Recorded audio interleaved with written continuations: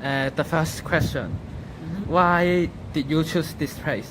Is this place have any special meanings to you, or there are any elements attracted you to record at there? There's no special reason for me to choose that place. It's like I don't want to do something very natural because I guess the canteen, the food court, or maybe Apple Store, many people are going to do that. So maybe the bank would be a great idea, and it is kind of like an inspiration because I was inspired by somebody who want to put in their money inside the bank, and he was kept on being rejected. So I want to try that. Then the second question. Yeah. In your record days, a man keep putting money in the machine. Then the question is, was the man in front of you really exist, or you just composed it into the soundtrack? Oh, it is really existing. The original story is that I cannot insert the money, and the money kept on vomiting from the machine, and it happened to me because that man in front of me did happen the same thing. So I got it captured, and then I do it to myself as well. So there are two people having a same story in front of the machine. And then the third question. Yeah. In your recordings is rather stationary. This throughout the 6 minutes you are, I think it's just standing in front of the machine. So if you can add some walking elements, what will you add? Yeah, actually there is some kind of walking element, like I walk into that corridor, the corridor to the Bank of China, and walking out of that and going to the Christmas tree.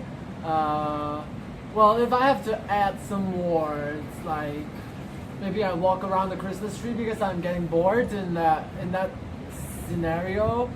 I watch the people building the Christmas tree, maybe like that. The fourth question. The error sound effect is keep occurring repeatedly in your records. Is there any intent for you to do it? Okay, so the error sound effect is actually the sound from that machine that when it gives you back the card, and when you can take back the money, or the doors open for you to insert some money, there is some kind of beep beep beep sound. So it's not error sounds. Yeah, that's it. No error sounds at all. Then the fifth question. Yeah. What message do you want audience to learn after listening to your records?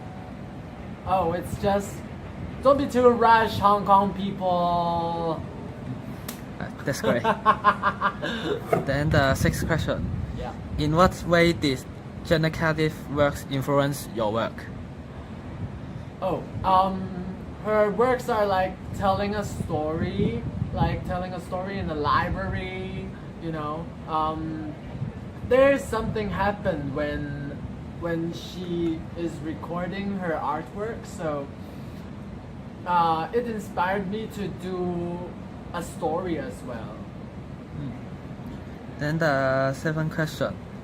In what ways do you think your work is different from Cardiff's? Well, first I didn't add the please put up your earphone. This is your left side. This is the right side. I didn't do that because I don't know.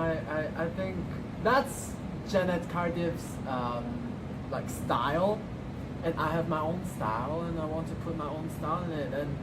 And her style is to add music into her walking tour, and my style is kind of like not that dull, you know. I don't have music. Her art piece has music and it's not dull at all, but the way she narrated it is like kind of like flat, and mine is like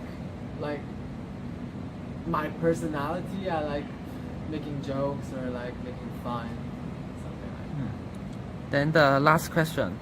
Having done this project, do you feel different about festival walk? Well, there's something different, you know, because I recorded it late at night before I go back to my hall. So I seldom walk there like very late at night, and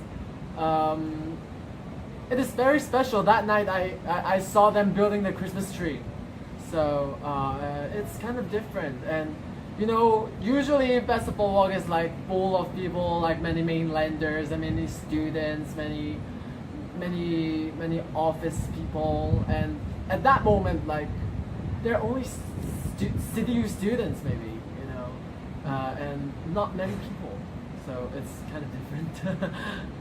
Thank you. This is the end of the interview. Yay!